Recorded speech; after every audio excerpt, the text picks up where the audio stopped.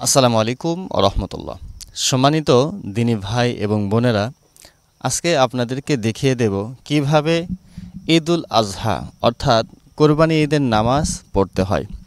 কোরবানি ঈদের নামাজ কয় তাকবীরে পড়বেন, কিভাবে পড়বেন, কি কি সূরা দিয়ে পড়বেন, বিস্তারিত আজকের এই ভিডিওর মাধ্যমে আপনাদেরকে দেখিয়ে দেব ইনশাআল্লাহ তাআলা। প্রথম কথা হচ্ছে, যেহেতু বছরে দুইটি ঈদ হয়, এজন্য এই ঈদের নামাজটা ভুলে যাওয়া স্বাভাবিক। কোরবানি ঈদের নামাজ এবং রোজার ঈদের নামাজ সাধারণত বছরে দুইটা ঈদ হওয়ার কারণে আমাদের নিয়মতান্ত্রিকগুলো মনে থাকে না। আমরা প্রথমত চাচ্ছি যে আপনাদেরকে তাকবীর সহকারে সূরাগুলো সহকারে আমি নামাজের মাধ্যমে প্র্যাকটিক্যালভাবে দেখিয়ে দেব। তো প্রথমে আমরা আগে জেনে নেব ঈদের নামাজ কত রাকাত। এই রোজার ঈদ অথবা কোরবানির ঈদ, এই দুই ঈদের নামাজই হচ্ছে 2 রাকাত। 2 রাকাত নামাজ হলো ওয়াজিব নামাজ।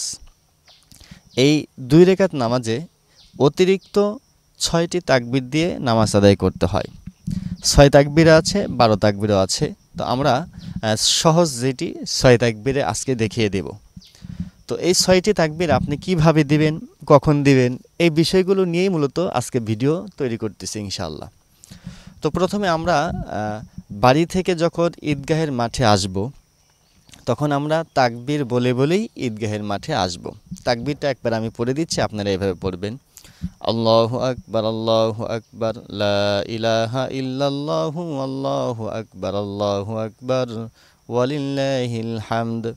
এটা হচ্ছে তাকবীর। এই তাকবীরগুলো পড়ে পড়ে আপনারা ঈদগাহের মাঠে আসবেন, আবার তাকবীর পড়ে পড়ে আপনারা বাড়ির দিকে যাবেন। তো তাহলে আমরা নামাজটা প্র্যাকটিক্যালভাবে দেখিয়ে নেই। আরেকটি হাদিস আমরা একটু পড়ে নেই। অনেকে আছেন মা বোনেরা ঈদগাহের মাঠে এসে নামাজ আদায় করতে চান।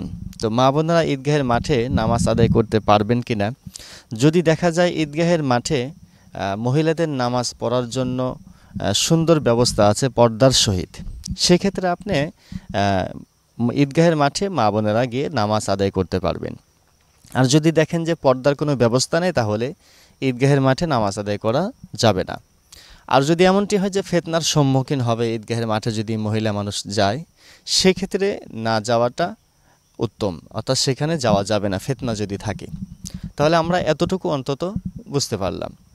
তো প্রথমে আমরা নিয়ত করব, বাড়ি থেকে ঈদগাহের মাঠে যখন আসব, এসে আমরা প্রথমত নিয়ত করব এভাবে যে আমি ঈদুল ফিতর অথবা ঈদুল আজহা, দুই নামাজের একই নিয়ত হবে। শুধু নিয়তের জায়গায় আপনি নামাজটা উল্লেখ করবেন। ঈদুল ফিতর হলে ঈদুল ফিতর বলবেন, আর কোরবানি ঈদ হলে ঈদুল আজহা আপনারা বলবেন।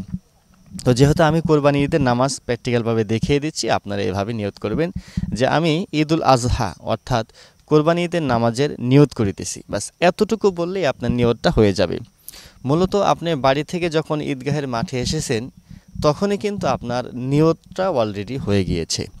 তাহলে আপনি নিয়ত করলেন আমি কোরবানি ঈদের নামাজের জন্য নিয়ত করে দিছি। এরপরে আপনি যদি আরবিতে জানেন আরবিতে করবেন, বাংলাতে জানলে বাংলাতে করবেন। কেবলামুখী হয়ে দাঁড়িয়ে গেলেন, দাঁড়িয়ে এবার তাকবীর বলতে হবে।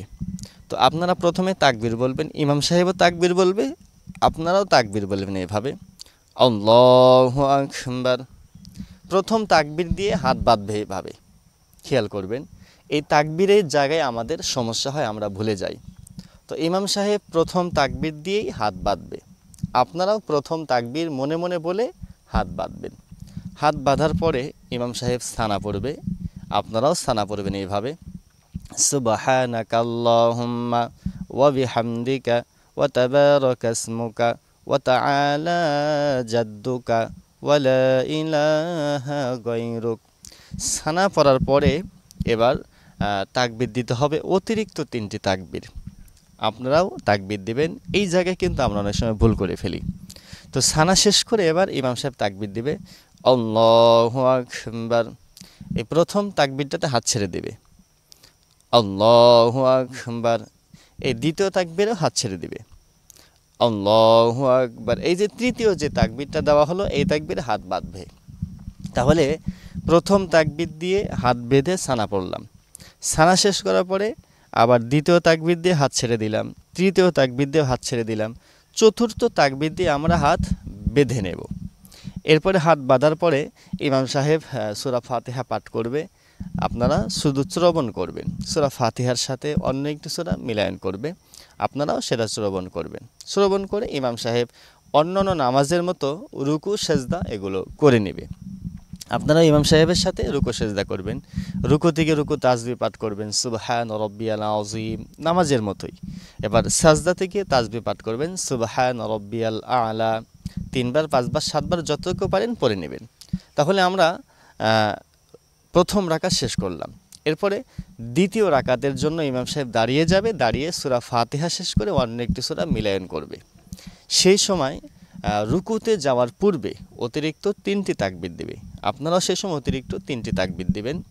তো এইভাবে আল্লাহু আকবার, প্রথম তাকবীর দিয়ে হাত ছেড়ে দিবে, আপনারা প্রথম তাকবীর দিয়ে হাত ছেড়ে দেবেন। আল্লাহু আকবার, দ্বিতীয় তাকবীর দিয়েও হাত ছেড়ে দেবে, আপনারাও দ্বিতীয় তাকবীর দিয়ে হাত ছেড়ে দেবেন। আল্লাহু আকবার, তৃতীয় তাকবীর দিয়ে হাত ছেড়ে দেবে, আপনারাও তৃতীয় তাকবীর দিয়ে হাত ছেড়ে দেবেন। এরপরে চতুর্থ তাকবীর তখন সরাসরি রুকুতে চলে যাবে। চতুর্থ তাকবীর যখন দিবে, চতুর্থ তাকবীর রুকু থেকে রুকু তাসবিহ সুবহান রব্বিয়াল আযীম এটা পাঠ করবে। এরপরে রুকু থেকে উঠে সামি আল্লাহু লিমান হামিদা বলে উঠে এবার সরাসরি সাজদাতে চলে যাবে। সেজদাতে গিয়ে সেজদা রুকু তাসবিহ পাঠ করবে, সেজদা তাসবিহ পাঠ করে এরপরে বৈঠকে বসে তাশাহুদ পাঠ করবে। আপনারাও তাশাহুদ পড়বেন, দরুদ শরীফ পড়বেন, দোয়ায়ে মাসুরা পাঠ করবেন। এইভাবে আপনারা ইমাম সাহেবের সাথে পাঠ করবেন। পাঠ করে ইমাম সাহেব সালাম ফেরাবে, আপনারাও সালাম ফেরাবেন। সালাম ফেরানোর পরে যে কাজটি করতে হবে, আমাদের সেখানেই বসতে হবে, বসে খুতবা শ্রবণ করতে হবে। জুমার নামাজের খুতবাটা আগে হয় আর নামাজটা পড়া হয়, কিন্তু ঈদের নামাজের খুতবাটা পরে হয়, নামাজটা আগে হয়। খুতবা শোনাও কিন্তু ওয়াজিব, আপনারা খুতবা না শুনে বাড়িতে আসবেন না।